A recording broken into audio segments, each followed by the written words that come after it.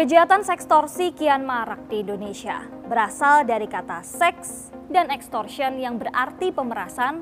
Pelakunya memeras dan mengancam korban dengan menggunakan foto atau video intim korban. Menawarkan jasa layanan video call seks tadi, itu transfer dulu. Kalau sudah ditransfer, buktinya sudah ada, 100.000 untuk hanya buka biasa, kemudian kalau full, istilahnya di situ adalah full body katanya 300.000. Akhirnya setelah ditransfer, tunjukkanlah video yang memang tidak ada suara apa-apa, hanya dia mengambil dari video-video porno yang lain, ditunjukkan kepada si calon korban. Akhirnya korban pun ikut membuka baju secara keseluruhan, akhirnya direkam oleh si pelaku. Nah, inilah yang menjadi pegangan tersangka bahwa korban sudah dalam kondisi yang tidak menggunakan pakaian, akhirnya dilakukan pemerasan oleh si tersangka. Berarti pelaku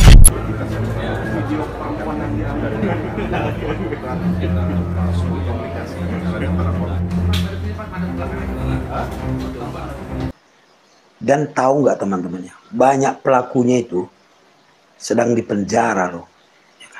Bayangkan aja, Anda berhubungan dengan orang yang sedang dipenjara dan Anda memuja-muja dia, Anda ditipunya, diperasnya Anda. Banyak korbannya yang melapor ke sama saya. Ternyata Pak, katanya orangnya sedang dipenjara, uang saya sudah habis 60 juta Pak. Bagaimana itu katanya? Bagaimana mau kita buat?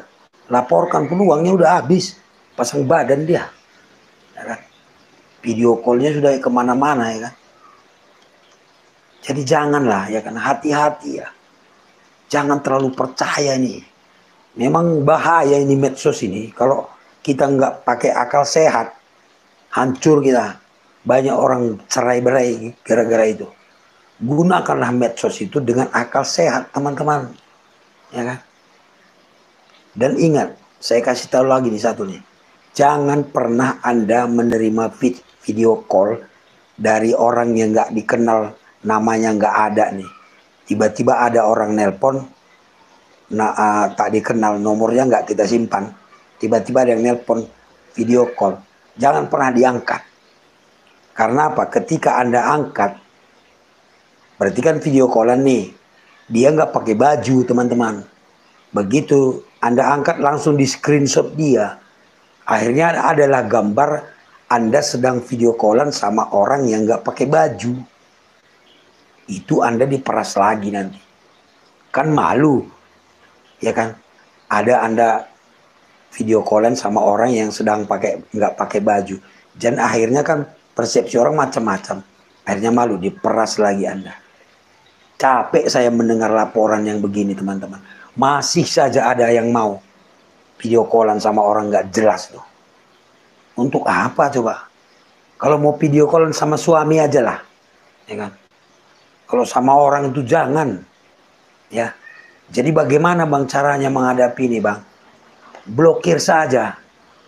Kalau Anda sudah terlanjur ya, blokir saja sudah. Tapi bang dia ngancam akan menyebarkan. Nggak akan berani dia. Yakinlah nggak akan berani. Kalau dia sebarkan, dia masuk penjara. Ya kan? Pasalnya bisa pencemaran nama baik. Pasalnya bisa penyebaran konten asusila. Banyak itu orang yang ditangkap polisi kalau menyebarkan konten asusila kan. Ya kan? Kasus Gisel, kasus Ariel tuh. Yang menyebarkan di penjara semua tuh. Jadi dia nggak akan berani teman-teman menyebarkannya. Hanya nakut-nakuti saja.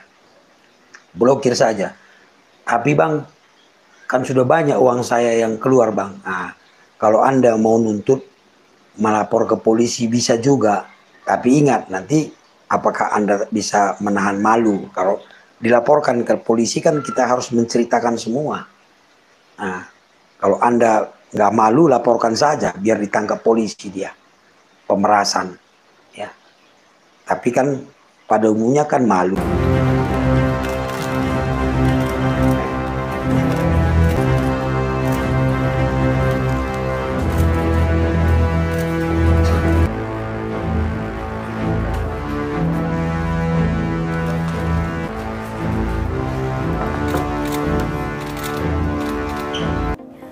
Umumnya pelaku mengancam akan menyebarkan konten intim tersebut ke berbagai platform media sosial. Namun tak jarang pelaku mengunggah konten intim tersebut tanpa memberitahu korban dan tanpa mengancam korban, yang tentu saja unggahan itu tanpa persetujuan dari korban. Kalau kamu merupakan korban sekstorsi atau penyalahgunaan konten intim, berikut ini langkah-langkah yang bisa kamu lakukan menurut organisasi Southeast Asia Freedom of Expression Network atau biasa disebut SafeNet. Pertama, simpan barang bukti. Simpan semua barang bukti komunikasi dengan pelaku saat memeras kamu. Buat tangkapan layar komunikasi dengan pelaku. Simpan tautan atau link dari postingan atau akun media sosial yang dipakai untuk menyebarkan konten intim tersebut. Susunlah kronologi berdasarkan barang bukti. Simpan ini di tempat terpercaya seperti cloud storage service, Google Drive, atau media penyimpanan aman lainnya. Kedua, putuskan kontak dengan pelaku. Segera blokir kontak dengan pelaku. Kamu bisa mendeaktifasi akun media sosial yang digunakan sebagai titik kontak dengan pelaku. Setelah itu, lakukan pemetaan resiko. Cari tahu kira-kira informasi apa yang dipunya pelaku dan bagaimana cara memitigasi resiko yang mungkin akan muncul. Yang paling penting, cari tahu apa kebutuhan utama kamu. Ketiga, laporkan ke platform digital. Segera laporkan akun pelaku ke platform digital tempat ia memeras dan menyebarkan konten intim tersebut setelah merapikan semua bukti. Jika ingin mendapatkan pendampingan profesional, hubungi kanal-kanal aduan dan pendampingan dari lembaga terpercaya, misalnya Komnas Perempuan, SafeNet, Kominfo, LBH Apik, atau lembaga terpercaya lainnya. Ingat, ini bukan salahmu. Siapa saja bisa menjadi korban. Kamu tidak sendirian. Video call sama pacar ketemu di medsos, ya kan? Awalnya apa? Awalnya kenalan di medsos, di Facebook, di IG, lalu chattingan, ya, lalu teleponan pakai WA, lalu video callan. Karena sudah merasa sayang, sudah suka, akhirnya diajak video tak senonoh mau. Anda tahu kalau kalian video callan gitu, itu bisa direkam, ya, bisa direkam video yang di layar handphone kita itu. Nah, ketika itu sudah direkam, mulailah si bajingan ini minta uang kan. Minta uang, alasannya untuk berobat lah, untuk ini, untuk itu. Ketika nggak dikasih, mulailah ngancam akan menyebarkan video itu. Kacau kan? Nah, dan korbannya itu banyak ibu-ibu, teman-teman. Habislah uang belanja itu diperas kan. Takutlah dia ketahuan suaminya, ketahuan anak-anaknya, kan malu. Ditakut-takuti terus. Ya kan? Terutama lagi nih teman-teman kita yang di luar negeri itu. Sangat gampang mereka percaya di medsos. Kenalan dengan orang yang di Indonesia ngaku polisi, ngaku tentara, ngaku pegawai bank. Video callan lah. Ya kan? Akhirnya diperas. Alasan untuk ini, untuk itu. Dan tahu nggak teman-temannya? Banyak pelakunya itu sedang dipenjara loh. Ya kan? Bayangkan aja. Anda berhubungan dengan orang yang sedang dipenjara dan Anda memuja-muja dia. Anda ditipunya, diperasnya Anda. Banyak korbannya yang lapor sama saya. Ternyata Pak, katanya orangnya sedang dipenjara. Uang saya sudah habis 60 juta Pak. Bagaimana itu katanya? Bagaimana mau kita buat? Laporkan pun uangnya udah habis. Pasang badan dia. Ya kan? Video callnya sudah kemana-mana ya kan. Jadi janganlah ya kan, hati-hati ya. Jangan terlalu percaya nih. Memang bahaya ini medsos ini. Kalau kita nggak pakai akal sehat, hancur kita. Banyak orang cerai-berai gara-gara itu. Gunakanlah medsos itu dengan akal sehat teman-teman. Ya kan? Dan ingat, saya kasih tahu lagi nih satu nih. Jangan pernah Anda menerima video call dari orang yang nggak dikenal, namanya nggak ada nih. Tiba-tiba ada orang nelpon, tak dikenal, nomornya nggak kita simpan. Tiba-tiba ada yang nelpon video call. Jangan pernah diangkat. Karena apa? Ketika Anda angkat, berarti kan video callan nih. Dia nggak pakai baju, teman-teman. Begitu Anda angkat, langsung di screenshot dia. Akhirnya adalah gambar Anda sedang video callan sama orang yang nggak pakai baju. Itu Anda diperas lagi nanti. Kan malu. Ya kan? Ada Anda video callan sama orang yang sedang nggak pakai baju. Dan akhirnya kan persepsi orang macam-macam. Akhirnya malu, diperas lagi Anda. Capek saya mendengar laporan yang begini, teman-teman. Masih saja ada yang mau video callan sama orang nggak jelas tuh. Untuk apa coba? Kalau mau video callan sama suami aja lah, ya kan? Kalau sama orang itu jangan, ya. Jadi bagaimana bang caranya menghadapi ini bang? Blokir saja. Kalau Anda sudah terlanjur ya, blokir saja sudah. Tapi bang dia ngancam akan menyebarkan, nggak akan berani dia. Yakinlah nggak akan berani. Kalau dia sebarkan, dia masuk penjara, ya kan? Pasalnya bisa pencemaran nama baik, pasalnya bisa penyebaran konten asusila.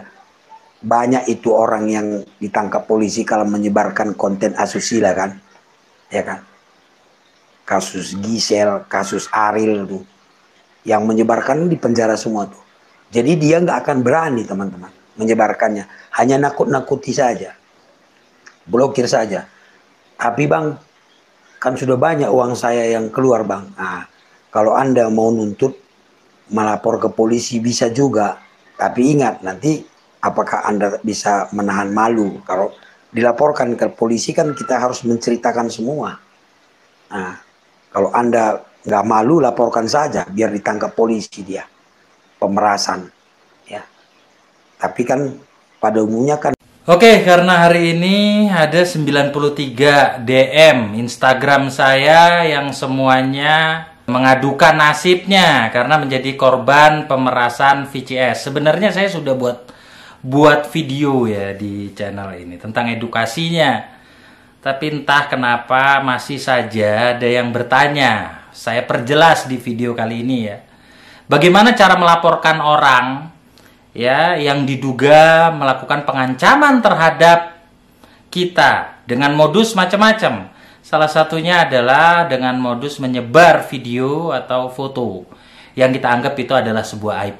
Ya.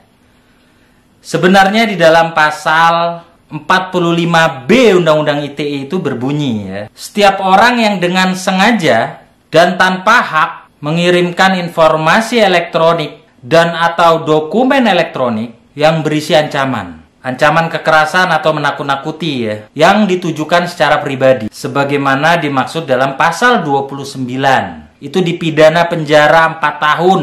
Jadi sahabat-sahabat, baru diancam saja belum disebar nih, sahabat-sahabat udah berhak untuk membuat laporan polisi.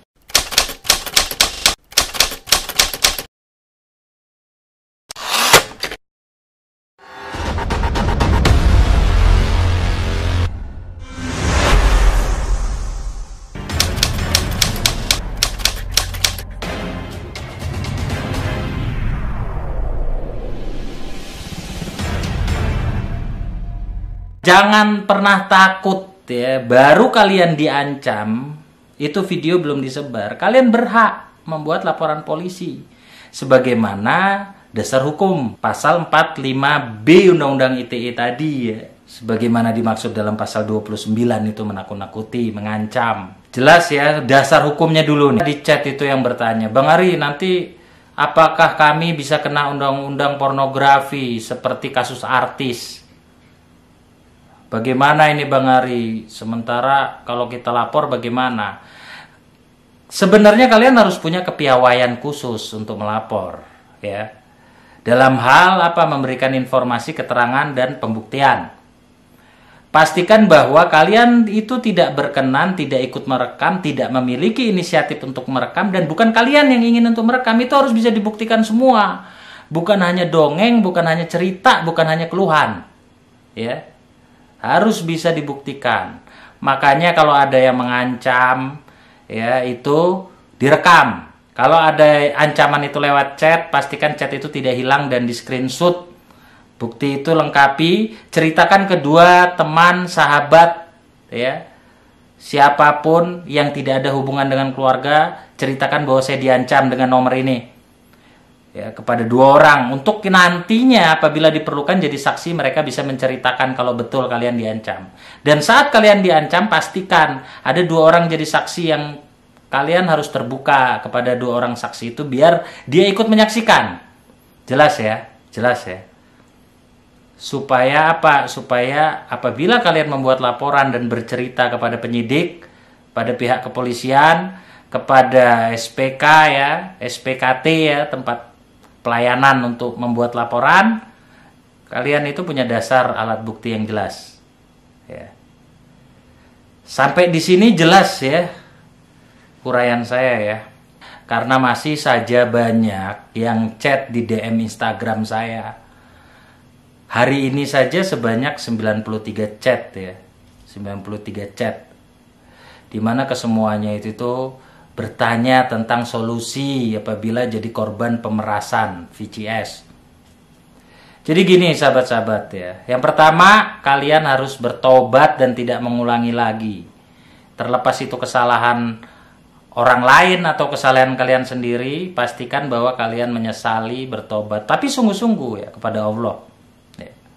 Yang kedua, kalian harus betul-betul menghadapi ya, jangan lari. Dihadapi, diselesaikan biar tidak berlanjut dan biar hidup kalian itu tenang. Ya. Setiap ada ancaman pemerasan, pastikan kalian ada 2 orang saksi yang bukan hubungan keluarga. Ya, entah itu teman, sahabat, tetangga, siapapun, kalian mencoba terbuka cari orang yang bisa dipercaya dan dia pintar di dalam menjelaskan 2 orang ini. Ya, untuk apa? Untuk pada saat kalian diancam, kalian coba untuk dekat agar saksi 2 orang ini ikut menyaksikan pengancaman itu. Kalau kalian melalui telepon itu loudspeaker dan rekam. Ya. Kalau melalui chat-chatnya itu juga pastikan untuk kalian simpan dan screenshot supaya semua bisa ada pembuktiannya. Ya.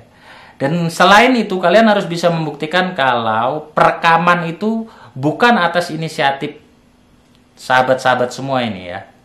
Bukan atas inisiatif kalian. Bukan atas keinginan kalian, melainkan orang itu yang memang niatnya untuk memeras. Kalian harus bisa buktikan itu. Kenapa? Kalau ternyata rekaman itu kalian ada andil, maka kalian bisa kena juga undang-undang pornografi. Jelas ya? Jelas ya?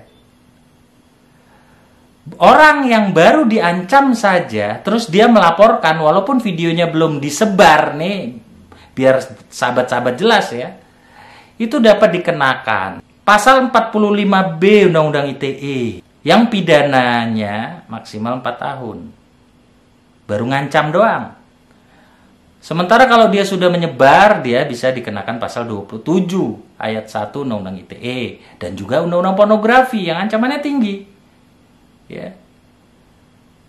6 tahun, di atas 5 tahun ya. Jelas sampai di sini ya.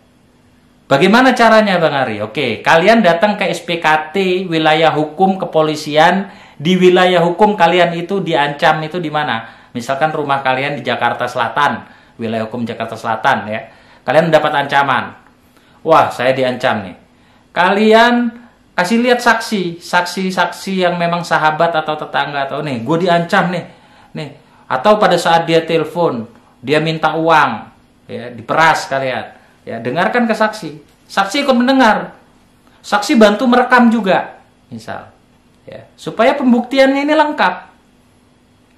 Kalau sudah ada rekamannya, screenshotannya, saksi juga menyaksikan, dan saksi itu 2 orang, karena dalam hukum ada istilah satu saksi bukan saksi ya, unus testis, sulus testis, dan tidak boleh ada hubungan darah atau keluarga ya, karena lemah kalau di dalam hukum pidana.